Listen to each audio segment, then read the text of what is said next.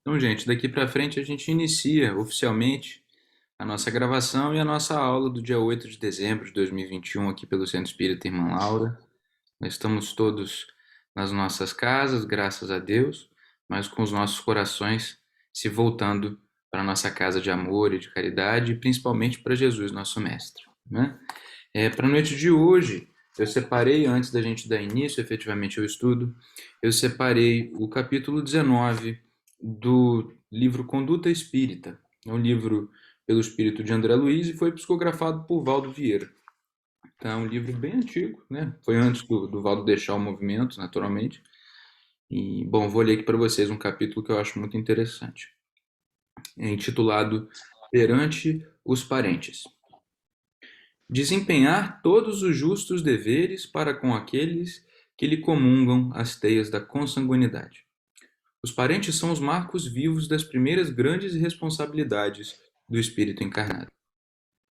Intensificar os recursos de afeto, compreensão e boa vontade para os fins mais próximos que não lhe compreendam os ideais.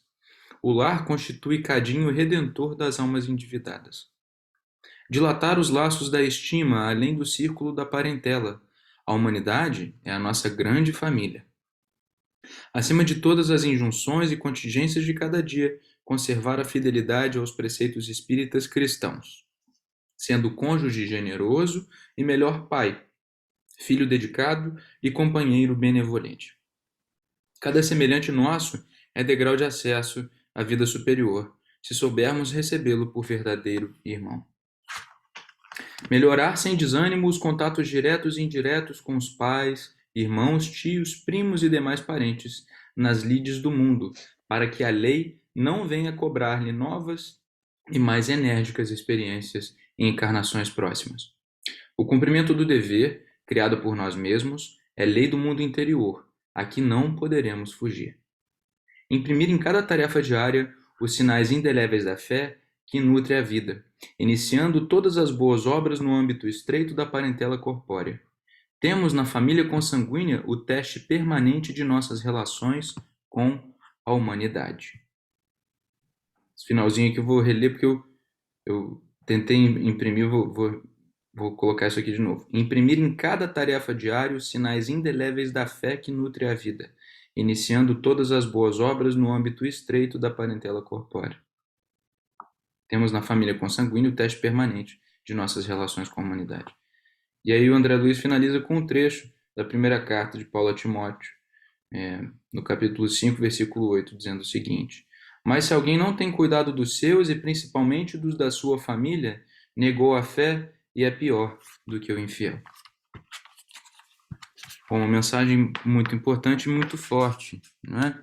Então a gente agradece pela oportunidade a nossa querida irmã Laura, a nossos amigos espirituais, a toda a equipe responsável por esse estudo, que é tão importante para cada um dos nossos corações. Pedimos a nosso Mestre Jesus e a Deus nosso Pai o carinho, a paciência e o apoio necessários para que seja uma boa noite de estudos, com bom aprendizado e que consigamos sair daqui mais felizes e mais leves do que chegamos e também mais bem informados na doutrina do Cristo. Assim pedimos a permissão e o apoio da espiritualidade para podermos iniciar o trabalho de hoje à noite.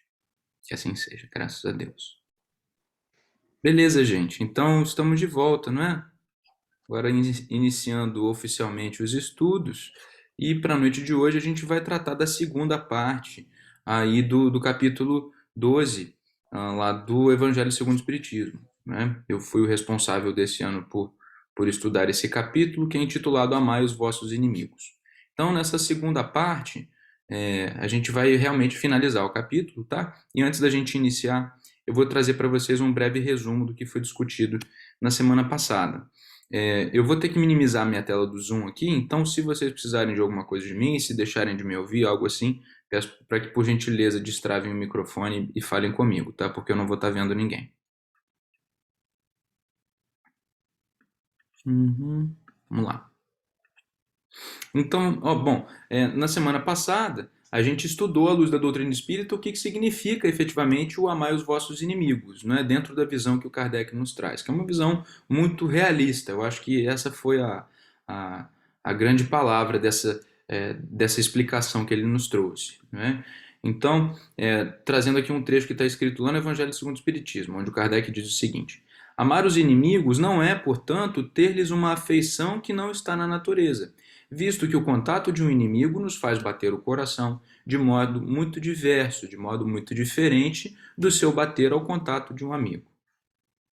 Então, como eu falei anteriormente, uma visão acima de tudo realista, né, gente? Então, e por isso ela é consoladora e também desafiadora. Automaticamente ela se torna um desafio, né? Por quê? Ela é consoladora porque ela prova que é possível e nos dá um caminho plausível para a gente seguir, mas ao mesmo tempo ela é desafiadora porque se o caminho é plausível, se ele é possível, o desafio está dado, o convite está feito para que a gente passe dali para frente a fazer diferente nas nossas vidas, né? Fomos informados da possibilidade, nos trouxe como isso deve ser feito e dali para frente a gente tem a responsabilidade de buscar mudar o nosso comportamento diante dos nossos inimigos. Então, amar os inimigos, aí continuando o que o Kardec escreve, amar os inimigos é não lhes guardar ódio, nem rancor, nem desejos de vingança, é perdoar-lhes, sem pensamento oculto e sem condições, o mal que nos causem. É não opor nenhum obstáculo à reconciliação com eles. É desejar-lhes o bem e não o mal. É experimentar júbilo em vez de pesar com o bem que lhes advenha. É socorrê-los em se apresentando ocasião. É abster-se, quer por palavras, quer por atos, de tudo o que os possa prejudicar. É, finalmente, retribuir-lhes sempre o mal com o bem, sem a intenção de os humilhar. Isso aqui é muito importante, sem a intenção de os humilhar. Quem assim procede, preenche as condições do mandamento. Amai os vossos inimigos. Como eu falei anteriormente, é um grande desafio isso daqui que Kardec nos propõe, né? Você vê que ele coloca tintim por tintim, bem detalhadamente, o que significa, na visão espírita, você amar o teu inimigo. Então, ele deixa a coisa real, explica para a gente o nível de profundidade que é necessária para a gente conseguir cumprir esse mandamento, e aí eu confesso que eu fico até um pouquinho assustado. Hoje, revisando o material, eu falei, caramba, é bastante coisa que eu ainda tenho que aprender a fazer. Não é missão simples, não.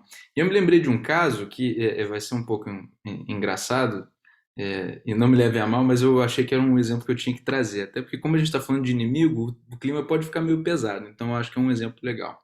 Tem uma série no Netflix que se chama Cobra Kai, né? E ela é uma espécie de continuação do Karate Kid, né? Eu acho essa série eu acho ela muito legal. Ela é meio de adolescente, assim, ela tem uma coisa um pouco até meio pastelona, né? Ela não é uma série que se leva tão a sério. E por isso que eu acabo gostando tanto. Eu busco no meu tempo livre, às vezes, buscar coisas que não sejam tão sérias assim. E aí você tem dois personagens principais. Tem o Daniel LaRusso, né, que é o Karate Kid lá dos filmes antigos, e tem o vilão do primeiro filme, que é o Johnny Lawrence, né, que é o louro, não sei se vocês vão lembrar, o cara que anda de moto, né, o bonitão daqueles filmes americanos, o bully, né, o cara que bate nos mais fracos e tal. Esses são os dois personagens que a gente conhece. E nessa nova versão da série, eles trazem uma coisa um pouco diferente, porque o Daniel LaRusso, que é o Karate Kid, ele acabou se dando muito bem na vida vendendo carro. Não é? Ele tem uma concessionária muito bem sucedida na região onde eles moram. E enquanto o Johnny Lawrence, que é o cara, né, que era o menino mau da história, ele acabou tomando um caminho muito ruim. Não é? E qual é uma questão que até algumas pessoas reclamaram comigo que não gostaram da série. É porque o Daniel LaRusso, ele meio que vira o jogo. Não é que ele tenha se tornado uma má pessoa, mas ele usa da posição privilegiada dele para humilhar aquele cara que tinha humilhado ele quando ele era adolescente, né? Então, quando ele tem algumas oportunidades de tratar ele de forma nobre, ele não faz. Ele ajuda o cara, mas ele deixa muito claro que ele está ajudando ele de forma a humilhá-lo, né? E isso, você vê que isso chateia algumas pessoas. O fato de chatear a gente vendo uma série que não tem nada a ver com a doutrina espírita mostra que a gente já percebe, né, essa necessidade da gente não humilhar as pessoas quando a gente vai ajudá-las, independentemente do que elas tenham feito com a gente no passado. Porque o nosso orgulho, ele é muito espertinho, né? Ele é bem ácido, muito esperto, muito traiçoeiro. Então ele vai se esconder por trás das boas ações e vai parecer que a gente está fazendo uma coisa de bom, mas às vezes a gente pode estar se envenenando e pode estar humilhando, prejudicando ainda mais aquela pessoa, não é, que está precisando de ajuda. Tá? Então achei legal trazer esse exemplo. Assim, vale a pena assistir a série, que é uma série, como eu falei, é bem leve e bem legal. Assim. Só tem muita briga, né? Mas é briga de mentira, briga de cinema, então não tem problema. Um outro ponto para a gente poder entrar, de fato, na matéria de hoje, que o Kardec nos traz, é aquela, até brinquei, chamei da regrinha do Kardec, né? Não há coração tão perverso que, mesmo a seu malgrado, não se mostre sensível ao bom proceder. Então, seja para a obsessão do ponto de vista espiritual, ou seja para o inimigo no nosso dia a dia, qual o melhor remédio que a gente pode apresentar? O bom proceder. É fazer a nossa parte da melhor forma possível. Não é? É cumprir aqueles requisitos que o Kardec nos trouxe no item anterior, que eu estava discutindo com vocês. Né? Então, cuidemos da nossa própria vida. Né? A gente sabe melhor do que ninguém que a nossa vida já tem problema o suficiente. Eu acho que não tem ninguém aqui que tem uma vida fácil. Certo? Então, por que a gente vai focar no problema dos outros? Né? Vamos resolver os nossos próprios, é muito melhor fazer isso. Né? A gente cuidar da nossa própria conduta, ter uma conduta verdadeiramente espírita, como nos traz o André Luiz, é muito mais importante. Né? Deixa eu ver se tem mais alguma coisa. Um outro ponto. Né? Se for melhor para você, afaste-se do seu inimigo. Né? Isso faz parte do jogo, não tem problema. Mas afaste-se num gesto de amor. Não vamos fugir das nossas responsabilidades. Tem muita gente que tem problema dentro da família. Né? É normal no nosso planeta que a gente tenha problema dentro da nossa família. Às vezes pode não ser com o pai, com o filho, com a mãe, mas às vezes um tio, um primo, uma pessoa que você não se dá bem, com quem você tem que ter contato com frequência. Não nos esqueçamos, né, disso daqui que a gente leu no começo. Né? Antes de vir para cá, a gente toma para si algumas responsabilidades que não podem ser de maneira nenhuma esquecidas. Então, antes da gente escolher se afastar de uma pessoa, a gente tem que fazer uma análise muito séria de consciência, conversar bastante com o nosso anjo de guarda, com o nosso mentor, para a gente não fazer besteira. Agora, todo mundo tem o direito de buscar, na verdade, a responsabilidade de buscar a própria felicidade. Então, é uma linha muito tênue, é difícil tomar essa decisão, é algo muito individual, mas todos nós temos essa capacidade de tomarmos conta da própria vida da melhor forma possível, desde que a gente busque de forma correta. Bom, e uma frase que eu gostaria de que ficasse na nossa mente hoje, vou repetir algumas vezes, somente um bom sentimento é capaz de anular um mau sentimento. Tá? E vocês vão entender um pouco melhor o porquê que eu estou falando isso. Deixa eu só achar o meu evangelho aqui, que ele sumiu, gente. Peço desculpas. Só um minutinho, tá? Achei. Então, agora começando de fato o nosso dia de hoje, dentro do capítulo 12, vamos lá. Lá no item 8, correto. Então, no item 8, já onde a gente já está tratando aqui de se alguém vos bater na face direita, apresentar-lhe também a outra. Eu vou trazer para vocês uma dupla interpretação desse texto evangélico. Tá? Se alguém quiser rever depois de onde o Kardec pegou isso, ele pegou de São Mateus, capítulo 5, versículos 38 a 42, eu não vou ler aqui por inteiro, não precisa, mas está lá no item 7 do Evangelho. De qualquer forma, no comentário do item 8, o Kardec nos traz o seguinte: os preconceitos do mundo sobre o que se convencionou chamar ponto de honra produzem essa suscetibilidade sombria. Ele está falando aqui de buscar a vingança, né, de revidar, né, nascida do orgulho e da exaltação da personalidade, que leva o homem a retribuir uma injúria com outra injúria, uma ofensa com outra, o que é tido como justiça por aquele cujo senso moral não se acha acima do nível das paixões terrenas. Por isso é que a lei mosaica prescrevia olho por olho, dente por dente, de harmonia com a época em que Moisés vivia. Veio o Cristo e disse: retribuí o mal com o bem. E disse ainda: não resistais ao mal que vos queiram fazer. Se alguém vos bater numa face, apresentai-lhe a outra.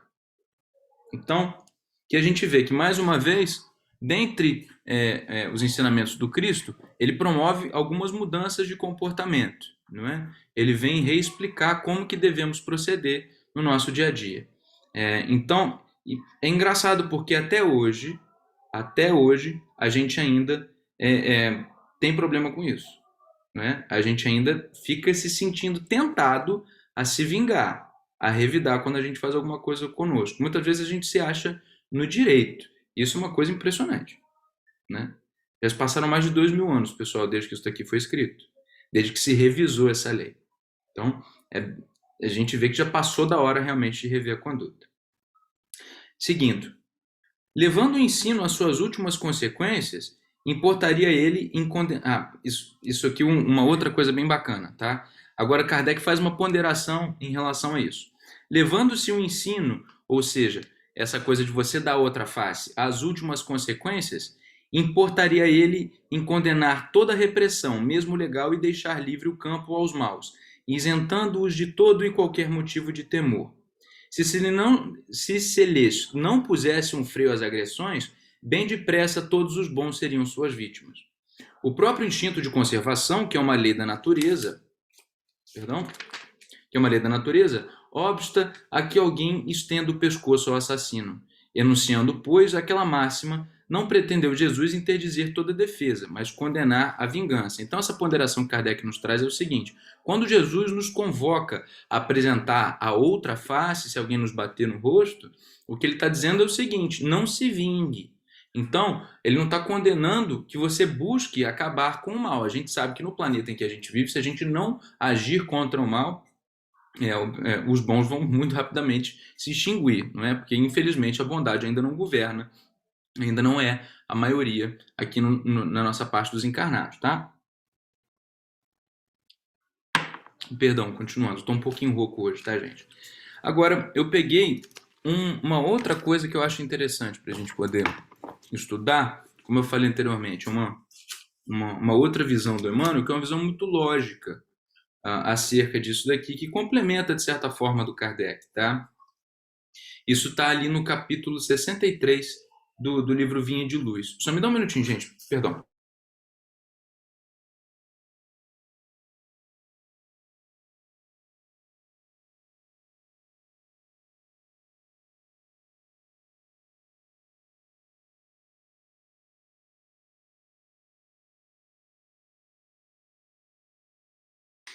Desculpa, pessoal, voltando. Então, lá no capítulo 63 do Vinha de Luz, psicografado por Chico Xavier, escrito por Emmanuel, a gente vai ter a seguinte reflexão. O título do capítulo é Atritos Físicos, tá? Ele extrai isso daqui de Mateus 5,39. Mas se alguém te bater na face direita, oferece-lhe também a outra. Alguns humoristas pretendem descobrir na advertência do mestre uma exortação à covardia sem noção de respeito próprio. O parecer de Jesus, no entanto, não obedece apenas aos ditames do amor, essência fundamental de seu evangelho. É igualmente uma peça de bom senso e lógica rigorosa. Quando um homem investe contra outro, utilizando a força física, os recursos espirituais de qualquer espécie já foram momentaneamente obliterados no atacante. Obliterado significa que se acabaram, não é? Que se foram. O murro da cólera somente surge quando a razão foi afastada. E sobrevindo semelhante problema, somente a calma do adversário consegue atenuar os desequilíbrios procedentes da ausência de controle. O homem do campo sabe que o animal enfurecido não regressa à naturalidade se tratado com a ira que o possui. A abelha não ferretou o apicultor, amigo da brandura e da serenidade. O único recurso para conter um homem desvairado, compelindo-o a reajustar-se dignamente, é conservar-se o contendor ou os circunstantes em posição normal, sem cair no mesmo nível de inferioridade. A recomendação de Jesus abre-nos abençoado avanço. Oferecer a face esquerda depois que a direita já se encontra dilacerada pelo agressor é chamá-lo à razão enobrecida, reintegrando-o de imediato no reconhecimento da perversidade de que lhe é própria. Em qualquer conflito físico, a palavra reveste-se de reduzida função nos círculos do bem. O gesto é a força que se expressará convenientemente. Segundo reconhecemos, portanto, no conselho do Cristo não há convite à fraqueza, mas apelo à superioridade que as pessoas vulgares ainda desconhecem. Então isso reforça, mais uma vez, é algo que eu sempre repito, que Jesus é bondoso, mas ele não é bonzinho, correto? Né? Ele não é uma criança, né, inocente, completamente ingênua, não tem nada disso. O que ele carrega consigo é uma confiança inabalável no Pai. E ele sabe muito melhor do que nós das relações sociais que a gente vem formando. Então, desde essa época, ele já apresenta com perfeição lógica esse conselho para nós. Né? Então, além de condenar a vingança, essa reflexão a qual o Emmanuel traz, como eu falei anteriormente, ela é muito lógica. Não é? E é assim que funciona o ensinamento do Cristo. É importante a gente fazer isso para a gente não cair numa visão, às vezes, meio boboca das coisas. Né? O que eu sinto, às vezes, quando eu estou conversando com alguns amigos meus que são que não têm religião, né? Que não acreditam em nada em específico, talvez por responsabilidade minha, talvez por excesso de ceticismo da parte deles, eu sinto que o assunto religião ele acaba tomando um pouco nível de seriedade, não é? Porque as pessoas nem sempre param para avaliar com verdadeira lógica aquilo que está escrito nos ensinamentos de Jesus Cristo. Né? E a verdade é a seguinte, por trás disso tudo tem uma razão profunda, não é? Tocada, perfumada de um sentimento de amor puro, com certeza, mas não deixa de ter razão por isso, não deixa de ser muito lógico por isso, faz completo sentido, não é? O amor que Jesus prega, ele faz sentido. Então, quando a gente fala de buscar a própria felicidade, tem a ver com a reforma íntima do ponto de vista emocional? Com certeza. Tem a ver com a sublimação do nosso sentimento? Sem dúvida nenhuma. Mas é uma vida, né, que funciona de forma, como eu falei anteriormente, lógica. A gente pode comprovar isso no nosso dia a dia. Já falamos antes, né? Quantos são os modelos matemáticos que já se desenvolveram? Quantas foram as pesquisas feitas dentro da academia que comprovam que você auxiliar aos outros, né, é algo que também é benéfico para você. E é engraçado, porque posteriormente a psicologia vem confirmar a mesma coisa também com o estudo do cérebro, né? A psiquiatria confirmou isso mais tarde.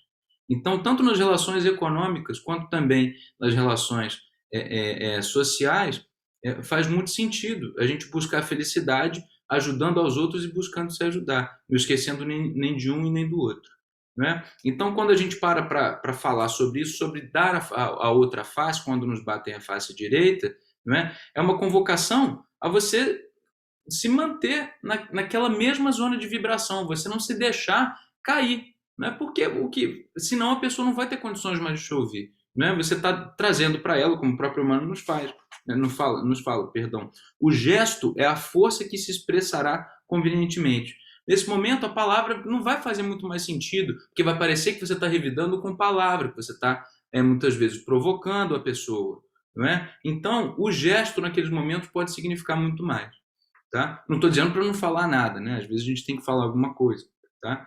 Mas, em suma, esse é o ensinamento que o Emmanuel nos traz. Quem quiser revisar depois, como eu falei antes, é o capítulo 63 do livro Vinho de Luz. Tá? Achei muito bacana isso. Vamos adiante, já são 20h27. Se alguém tiver alguma dúvida, gente, algum comentário, pode me interromper, tá bom? E esqueci de falar da nossa aguinha para ser fluidificado, né? Quem ainda não lembrou, dá um pulo lá na cozinha. Vamos lá. Continuando, lá no item 9, eu vou fazer para vocês o que eu coloquei aqui no meu roteiro, chamei de leitura interpretativa, tá? Vamos lá. Esse item 9 ele já faz parte das instruções dos espíritos. A gente começa a se aproximar um pouco mais do final. É a parte final do capítulo, que é bem longa, mas já é a parte final. Então, ao comentar sobre a vingança, esse é o espírito de Júlio Olivier, que é uma personalidade que eu não conheço, não sei se ele era famoso à época, tá? E ele vai trazer o seguinte: a vingança é um dos últimos remanescentes dos costumes bárbaros, que tendem a desaparecer dentre os homens. É como o duelo, um dos derradeiros vestígios dos hábitos selvagens sob cujos guantes se debatia a humanidade no começo da era cristã. Razão porque a vingança constitui indício certo do estado de atraso dos homens que a ela se dão e dos espíritos que ainda as inspirem. Então, aqui ele de maneira nenhuma exclui a parte dos desencarnados, tá? Portanto, meus amigos, nunca esse sentimento deve fazer vibrar o coração de quem quer que se diga e proclame espírita. Vingar-se é bem o sabeis, tão contrário àquela prescrição do Cristo, perdoai os vossos inimigos, que aquele que se nega a perdoar não somente não é espírita, como também não é cristão. A vingança é uma inspiração tanto mais funesta quanto tem por companheiras assíduas a falsidade e a baixeza. Com efeito, aquele que se entrega a essa fatal e cega paixão quase nunca se vinga a céu aberto. Olha lá. Quando é ele o mais forte, cai qual fera sobre o outro a quem chama seu inimigo, desde que a presença deste último lhe inflame a paixão, a cólera, o ódio. Isso quando a pessoa que se vinga é mais forte. Porém, as mais das vezes, assume aparências hipócritas, ocultando nas profundezas do coração os maus sentimentos que o animam. Toma caminhos escusos, segue na obra um inimigo que de nada desconfia e espera o momento azado para sem perigo feri-lo. Esconde-se do outro, espreitando-o de contínuo.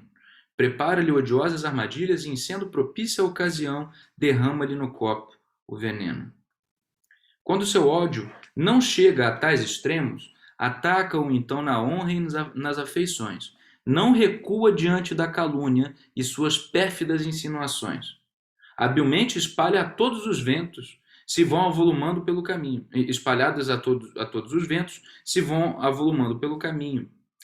Em consequência, quando o perseguido se apresenta nos lugares por onde passou o sopro do vento perseguidor, espanta-se de dar com semblantes frios em vez de fisionomias amigas e benevolentes que outrora o acolhiam. Então, ele está falando aqui mais em específico de maledicência, não é? De fofoca, da gente realmente espalhar coisas que sejam inverdades a respeito das pessoas. Como a gente já viu lá em Bem-aventurados os Misericordiosos, na verdade, só vale a pena você expor o mal de uma outra pessoa se isso for verdadeiramente pesado numa balança e chegar-se à conclusão de que para a comunidade isso realmente vai trazer algum bem. Se não, ou você senta para conversar com a pessoa a sós, não é? Para você poder trazer para ela a sua insatisfação, ou você simplesmente esquece daquilo. Né? E você vê que a gente tem 3 opções, não é uma só. Não é só esquecer. Né? A gente pode fazer coisas diferentes. Né? Então, não vou dizer que existe uma flexibilidade nisso, né? Porque não é flexível. É muito claro aquilo que a gente pode ou não pode fazer. Agora, não se exige da gente a gente simplesmente fingir que não tem nada acontecendo. Não é? A gente pode exercer essa nossa responsabilidade, mas não é tão simples quanto parece. Exige, acima de tudo, um exame de consciência. E agora, eu já notei muito que dentro do movimento espírita se banalizou, de verdade, se banalizou a gente fazer comentários assim acerca como é que eu posso dizer? Acerca das outras religiões, às vezes acerca das pessoas que frequentam o nosso centro espírita, se banalizou a gente fazer comentários às vezes que são profundamente desconstrutivos, não é?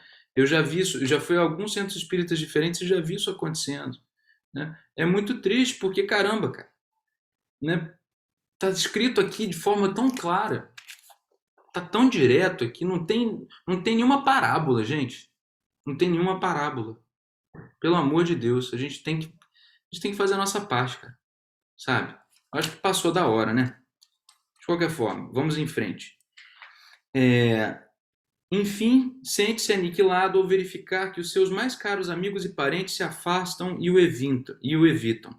Ah, o covarde que se vinga, assim é 100 vezes mais culpado do que o que enfrenta o seu inimigo e o insulta em plena face. Então ele está condenando aqui a falsidade, não é? A fofoca, essa vingança que, na verdade, por que ela é tão mais complicada? Porque ela contém consigo esse veneno da vingança e ela ainda adiciona, ela deixa ele ainda mais potente, porque ainda coloca ali a falsidade, né? É ainda mais perverso do que você chegar lá e pirar com a pessoa na cara dela, né? Você chegar e gritar, etc. Não estou dizendo que isso seja uma coisa boa, mas é ainda pior quando você faz pelas costas.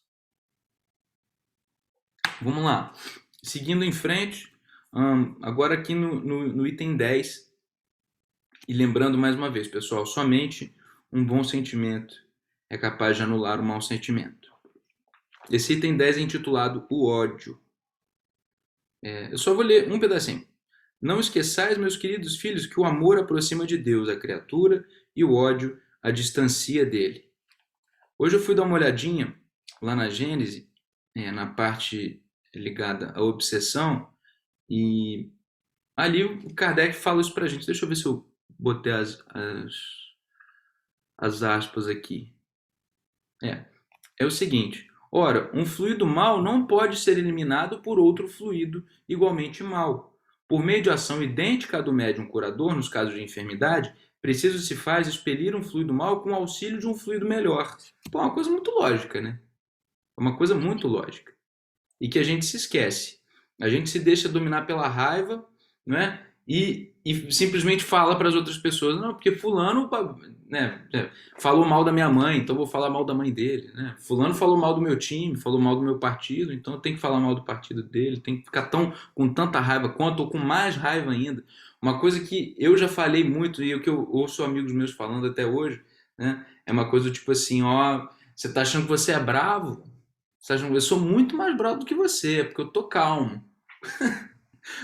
Isso, assim, do que adianta isso? Não adianta de absolutamente nada. Você quer acabar com um problema ou você quer causar um problema maior? Né? Porque para acabar com um problema, para você anular um mau sentimento, você precisa de um bom sentimento. Essa é a lógica que o Kardec nos traz. Não é? Ainda mais quando você, naturalmente, aqui já é uma visão extracorpórea, a gente sabe que todos nós somos imortais. Então, você pode até colocar aquela pessoa sob o seu domínio, vamos supor que seja um crime, tá? E que você consiga, de alguma forma, colocar aquela pessoa na prisão perpétua de uma forma injusta, por exemplo, porque ela te ofendeu de uma forma que você não gostou. Né? Pode parecer que acabou ali o seu problema, porque ela ficou presa o resto da vida, nunca mais te incomodou, mas uma hora ela vai desencarnar. Né? E uma hora você também vai desencarnar. E essas relações de ódio, elas não vão acabar até você trazer o perdão para dentro da jogada. Para a gente poder romper essa roda de ódio, né, esse ciclo de ódio, a gente precisa do amor, do perdão, da misericórdia. Né? Essas são sempre as... Pode falar, João. Eu só me lembrei essa questão do fluido aí, né? Interessante que se a gente fizer uma analogia, né? Como, por exemplo, um copo com água suja, né? Meio copo com água suja. Como é que você vai eliminar aquele copo com água suja se você jogar mais água suja? Você vai só aumentar. Então, se você jogar água limpa, que é o bom fluido, com o tempo ele vai limpando aquele fluido ruim, né? Ou a água suja, e vai se tornando limpa, né? Sim, com certeza, João. Uma boa analogia. É verdade. Essa purificação, ela demanda uma gradação. Nem sempre você consegue colocar tanta água limpa, não é? Nem sempre a gente consegue fazer isso, tem que ter paciência. O Kardec até, eu não sei se eu cheguei a copiar esse trecho, ele fala, tá aqui, ó, nem sempre, porém, basta esta ação mecânica. Cumpre, sobretudo, atuar sobre o ser inteligente, ou seja, sobre o obsessor, sobre o espírito desencarnado, ao qual é preciso se possua o direito de falar com autoridade. Agora, qual autoridade é essa? Que, entretanto, falece a quem não tem a superioridade moral. Então, essa autoridade, para poder expulsar o fluido e poder trazer algum tipo de conselho verdadeiro àquele espírito, ela deriva da superioridade moral. Né? Quanto maior esta for, tanto maior também será aquela. Né? Então, mais uma vez, uma questão muito lógica, faz completo sentido isso que a gente está estudando. Né? Então, em matéria de desobsessão, mais em específico, não adianta palavra mágica, como a gente já sabe, não é? A gente estuda isso no grupo de quinta, não adianta a gente fazer tal e tal e tal ritual. Tá? Eu não estou dizendo que os rituais são completamente inúteis, porque se eles provocam naquela pessoa alguma fé, então vamos supor que a pessoa seja da Umbanda, por exemplo, né? Então trabalhe-se com elementos que são materiais, eu sei disso, eu não estou desprezando isso de forma nenhuma. Né? Mas agora, a gente tem que compreender que o efeito positivo daquilo está completamente ligado à fé que a pessoa imprime ao acender uma vela, por exemplo. Se ela não tiver fé, ela pode acender 60 velas. Não é? Ela vai continuar inacessível ao seu anjo de guarda, ao seu guia espiritual, né? Aquela pessoa que vai lhe prestar auxílio, e vai continuar 100% acessível àquele espírito obsessor que está atrapalhando ela. No caso dos espíritas em específico, a gente sabe que a gente não tem ritual nenhum, ou pelo menos a gente tenta não ter absolutamente nenhum ritual, não é? As coisas funcionam de uma forma ainda mais pragmática, ainda mais direta, que é essa que o Kardec nos traz. Para a gente conseguir fazer com que um espírito deixe de obsidiar alguém, a gente precisa do bom fluido, então a gente precisa de alguém magnetizando positivamente, né, de um bom médium, a gente precisa da equipe espiritual e a gente precisa muitas vezes de um doutrinador, não é, de uma pessoa que esteja ali à disposição para poder conversar com aquele espírito e convencê-lo, com o auxílio da espiritualidade, de que não faz mais sentido aquele tipo de comportamento. Né? Então tem toda uma rede que funciona ali no centro espírita, que une encarnados e desencarnados para poder promover essa desobsessão. E funciona muito bem. Agora, só vai funcionar se for do nosso merecimento. E o merecimento ele acontece a partir do momento que você verdadeiramente está buscando a mudança. Né? De coração você se arrepende e busca, né, se elevar. Tá? Mas vamos adiante. No item 11, o Kardec vai tratar conosco do duelo. É um item que ainda bem que caiu para mim, né? Que eu sou músico, então na hora de ser criativo, graças a Deus, não me falta tanta energia geralmente. E aí eu até escrevi para vocês aqui, né? O duelo digital, a guerra e a obsessão. Né? E eu vou explicar para vocês já já o porquê que eu estou falando disso. Eu sublinhei um pedaço aqui, esse texto é assinado por Adolfo Bispo de Argel, né? Esse do Evangelho segundo o Espiritismo. E eu sublinhei o seguinte: expor seus dias para se vingar de uma injúria é recuar diante das provações da vida. É sempre um crime aos olhos de Deus. E se não fosseis como sois, iludidos pelos vossos prejuízos, tal coisa seria ridícula e uma suprema loucura aos olhos dos homens. Que tapa de luva que ele dá, né? Então ele não fala tipo assim, isso é muita maldade, né? Poxa, pare com isso. Ele falou, não, isso é ridículo, isso não faz o menor sentido, isso é loucura, isso daí que vocês estão pensando, gente. Né? Essa coisa de duelo, de vingança, isso não faz o menor sentido.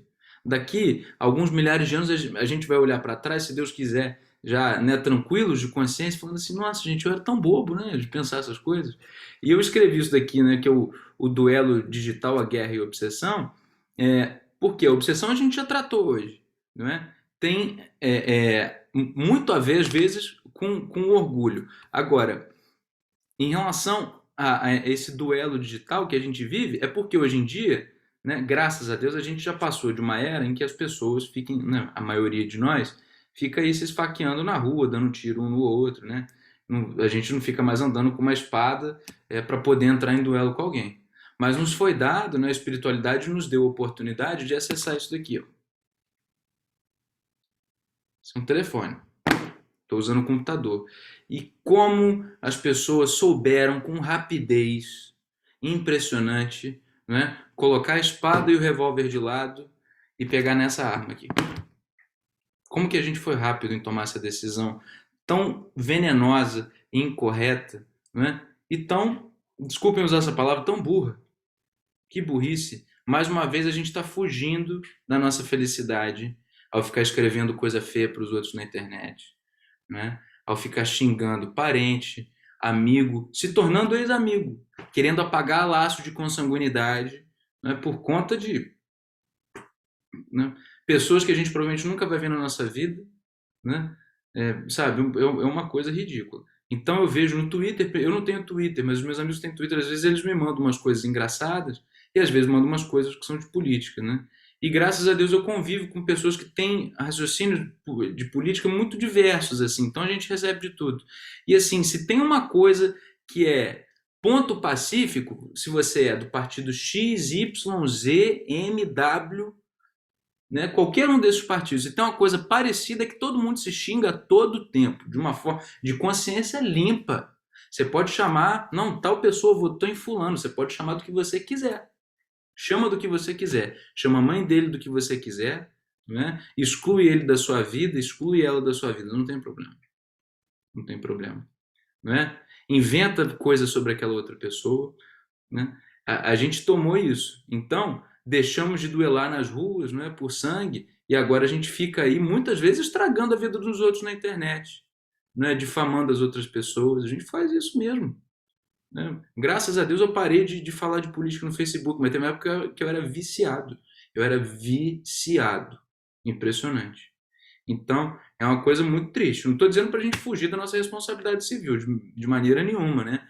Dar a César o que é de César e a Deus o que é de Deus. Então, a gente tem as nossas obrigações, a gente não só pode, como a gente deve pensar de forma livre, não é? Então, se você gosta de um campo político, não tem problema nenhum.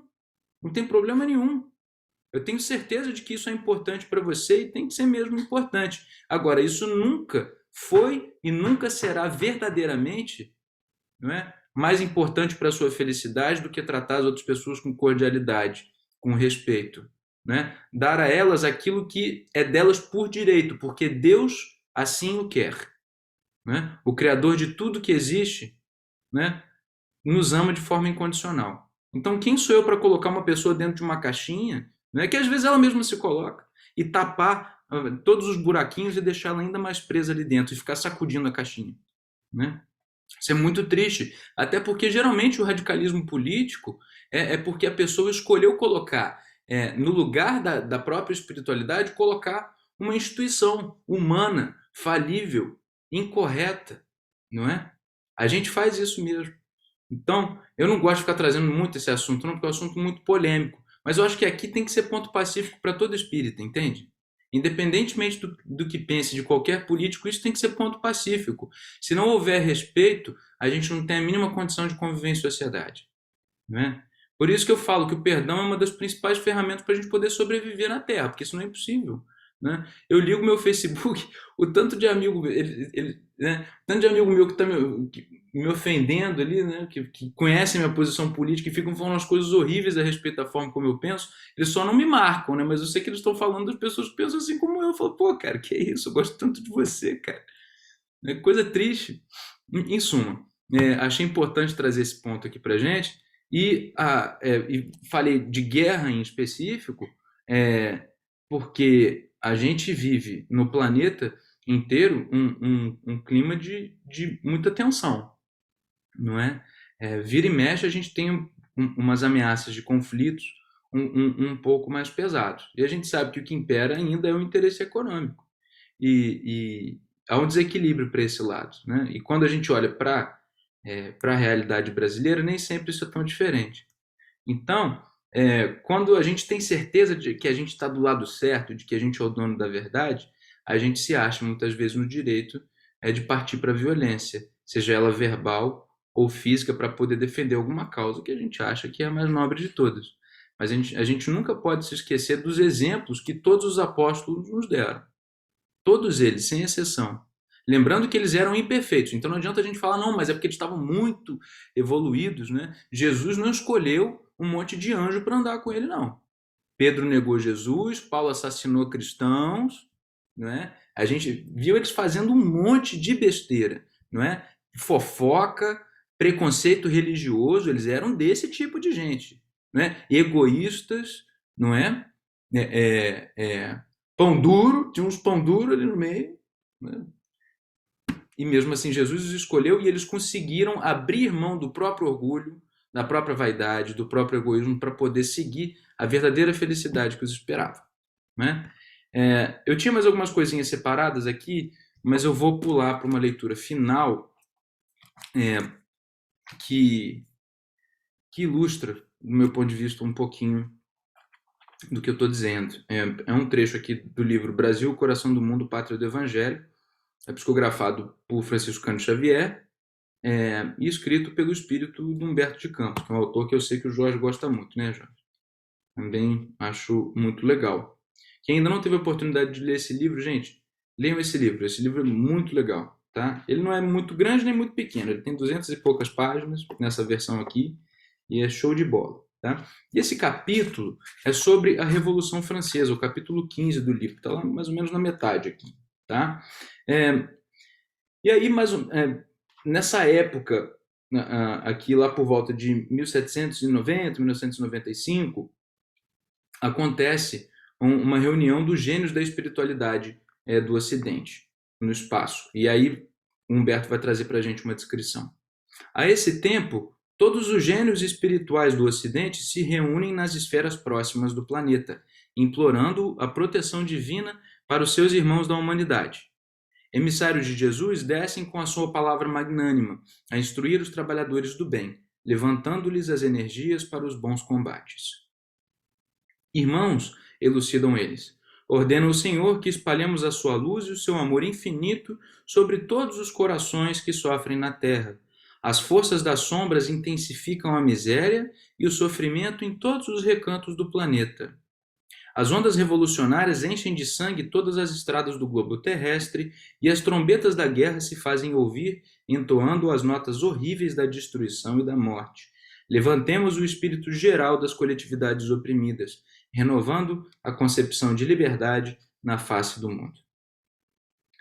E aí responde um dos operários da Assembleia. Anjo amigo, estarão enquadrados na lei divina os trágicos acontecimentos que se desenrolam na Terra? Os tribunais se instalam para julgamentos sumários, que terminam sempre por sentenças de morte. As preces das viúvas e dos órfãos elevam-se até nós nos mais dolorosos apelos, enquanto procuramos amparar esses irmãos com os nossos braços fraternos. O banquete da guerra, presidido pelos ditadores, prossegue sempre como se obedecesse a uma fatalidade terrível dos destinos do mundo. E aí ele responde o seguinte: irmãos, explica o mensageiro, o plano divino é o da evolução, e dentro dele todas as formas de progresso das criaturas se verificariam sem o concurso desses movimentos lamentáveis que atestam a pobreza moral da consciência do mundo. A revolução e a guerra não obedecem ao sagrado determinismo das leis de Deus. Traduzem o atrito tenebroso das correntes do mal que conduzem o barco da vida humana ao mar encapelado das dores expiatórias. Os pensadores terrestres poderão objetar que das ações revolucionárias nascem novas modalidades evolutivas no planeta e que múltiplos benefícios se originam das suas atividades destruidoras. Ou seja, ele está falando, a gente argumenta assim, né? É por uma causa maior, né? Eu estou xingando a outra pessoa porque ela precisa entender, né? Já passou da hora dela entender. Eu, né, agredi a outra pessoa porque precisava ser feito assim, algo de melhor vai vir disso. É isso que ele está falando. É assim que essas pessoas pensavam em relação à guerra. Porém, não compreendemos outras transformações que não sejam as que se verificam no íntimo dos homens, no augusto silêncio do seu mundo interior, conduzindo-os aos mais altos planos do conhecimento superior. Se após os movimentos revolucionários surgem no orbe novos aspectos de progresso geral, é que o bem é o único determinismo divino dentro do universo, determinismo que absorve todas as ações humanas, para as assinalar com o sinete da fraternidade, da experiência e do amor. Vou parar por aqui. Espero que tenha ilustrado um pouco essa necessidade da gente compreender que sim, coisas boas podem vir de péssimas decisões que a humanidade vem tomando ao longo de séculos. Mas isso é porque o único determinismo do universo é que a gente está progredindo para o bem, porque foi o bem que criou tudo que existe, não é? Agora, o caminho poderia e deve ser, e a gente vai conseguir fazer com que ele seja muito mais curto, né? Que ele seja muito mais tranquilo. A gente tem que trabalhar para isso, pessoal. A gente vive num mundo difícil? Sim. Às vezes a gente vai perder as estribeiras? Vamos perder. Mas agora, com acesso a esse tipo de conhecimento, a gente tem que ter fé de que existe um outro caminho, que é muito melhor para todo mundo. Preguemos isso nos nossos dia a dias, né? Sejamos exemplo disso, né? Acreditemos nisso, porque essa é a verdade. Esse é o verdadeiro caminho, essa é a vida que a gente precisa. Todos nós precisamos. Tá? Então, vamos parar por aqui, abrir para vocês comentarem. Obrigado pela oportunidade, sempre bom estar com todo mundo. Obrigado aí, Anderson. Muito bom. Bom, eu quero dizer para você que, enquanto adolescente, eu também gosto de Cobra Kai, tá? Já vi toda a temporada e agora está para começar a terceira aí, sei lá, a próxima, né? Esse livro que você citou, do Humberto de Campos, ele traz, para quem não leu, né? Ele traz para o Brasil o Evangelho porque falhou na Europa, né? Aqui, como uma esperança de uma terra virgem, nova, pudesse dar certo. Aí fica a pergunta, né? Será que nós estamos conseguindo? Ou ele vai ter que levar o evangelho para outro lugar, né? Porque a coisa está feia aqui também. Aqui está muito feio.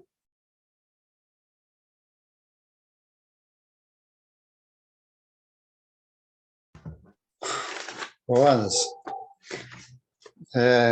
só mais uma vez eu te agradecer, cara, pelo estudo, muito bacana. E fechar aí com as palavras de Emmanuel, né? Emmanuel, eu recebi até hoje essa mensagem num grupo que eu participo aí, eu falei, essa mensagem vale a pena copiar, uma frase dele. Ele diz o seguinte: aperfeiçoemo-nos ajudando aos outros na certeza de que, servindo ao próximo, serviremos a nós mesmos. Então, na verdade, quando a gente está fazendo isso com os outros, com o nosso próximo, com nossos inimigos, está fazendo é para a gente, cara. Quem ganha é a gente. Com certeza, João. Eu ia até te pedir, Anderson, se você puder compartilhar a página que você leu hoje no início, pelo menos eu gostaria de receber, porque depois do recesso eu vou estar falando justamente das relações familiares. Beleza. E ela foi muito interessante, tá? Gostaria de receber. Pode deixar.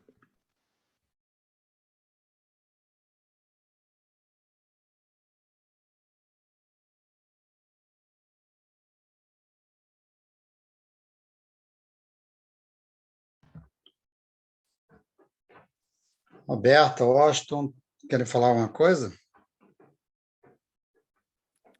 Boa noite a todos. Não, só agradecer mesmo pela oportunidade de participar do estudo, como sempre, muito proveitoso, né? O Anderson também dando um show, ontem na palestra, hoje aqui no estudo, né? Muito obrigado por tudo. Que show o quê, rapaz? Tá doido? Obrigado. Obrigado pelo elogio. Jorge, só para te dizer o seguinte, rapaz, ontem, primeira palestra presencial, tinha em torno de 21 a 22 pessoas, mas não, Olha, que bom, parabéns. Que 21 legal, hein? pessoas que eu contei lá, né? Talvez As pessoas estão quase ávidas 25. por sair mesmo, por se Isso interagir. aí.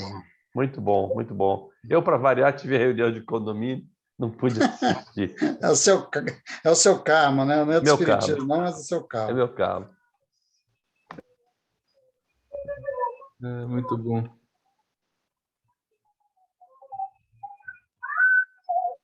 Podia até fazer, se você quiser fazer um comercial, semana que vem também tem outra, né? Na terça-feira, né? Fala, Roberto, fala você, as meninas aí, Roberto. Anderson, foi muito bom, obrigada. Eu acho que para hoje ficou que somente um bom sentimento é capaz de anular um mau sentimento. Acho que o mundo hoje almeja bons sentimentos, em todos os sentidos, em todas as esferas, seja online, seja pessoalmente. Eu acho que o que falta é bom sentimento. É o que a gente precisa trabalhar aí no dia a dia. É isso. Obrigada, foi muito bom. Eu que agradeço. Poxa, fico muito feliz, Roberto, por ter conseguido de trazer isso. Essa é uma verdade, né, gente? É difícil, às vezes, a gente, no calor ali do momento, a gente acreditar que é assim que funciona, mas essa é a mecânica do universo. Desde a gente nem pensar em nascer aqui pela primeira vez, era assim que Deus sempre, né, sempre governou as coisas. Então, se aliar e se alinhar a essa conduta é a melhor coisa que a gente faz. Com gradação, com paciência, né, respeitando os nossos limites, mas construindo essa casinha todo mundo junto fica mais fácil, né?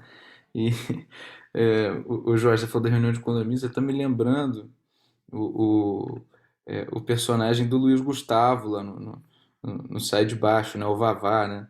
Que ele era ele era o síndico do condomínio, né? Lá no Sai de Baixo.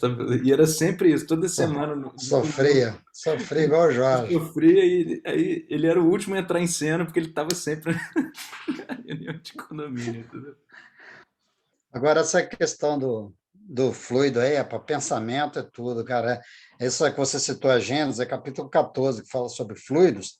E o livro Problema do Ser e do Destino, do Leon Denis, cara, olha, a gente tem que ler muito, muito para aprender isso, porque pensamento é tudo, cara. Movimento é o universo. Com certeza. Literalmente o movimento do universo. Literalmente. Então, beleza, gente. Finalizamos, né? Graças a Deus. Mais uma noite abençoada. João, vou aproveitar que você está com a palavra. Vou pedir para você fazer a oração final para gente. Eu só vou desligar aqui a minha luz aqui rapidinho.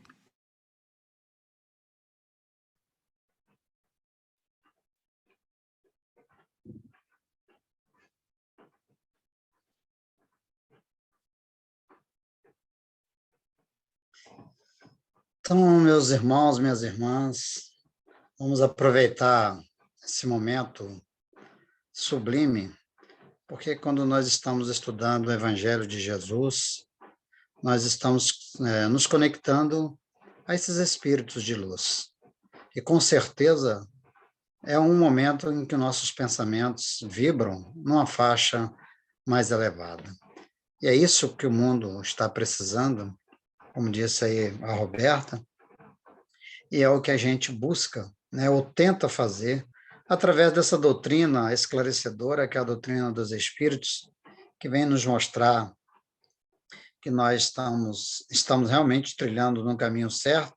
A gente sente através das nossas vibrações, dos nossos sentimentos, que imperfeito ainda, porque somos espíritos em evolução, mas a gente tem a sensação de paz, de harmonia, quando nós nos aprofundamos nesse estudo e temos essa oportunidade de conhecer um pouquinho melhor o Evangelho de Jesus através dessa doutrina dos Espíritos. Então, Mestre Jesus, nós te agradecemos imensamente por ter trazido para nós, essa revelação, né, considerada a terceira revelação, de amor, de carinho, de explicações que nos fortalecem. Que a gente nunca perca essa vontade de querer aprender, crescer e de entender o teu evangelho de amor. Eu peço, Mestre Jesus, que o Senhor possa tocar cada coração que aqui está, nesse momento, nos ouvindo ao vivo, e aquele que nos ouvirão posteriormente, e também o Senhor possa nos envolver neste amor, toda a nossa família, o nosso lar, neste amor, neste carinho que o Senhor tem por todos nós. E assim, Mestre Jesus, em teu nome, em nome dos mentores queridos, em nome de irmã Laura, e em nome de Deus, pedimos a permissão para encerrarmos, então, o nosso estudo desta noite. Que assim seja, graças a Deus. Muito obrigado, João. Fiquem com Isso Deus, gente. seja, graças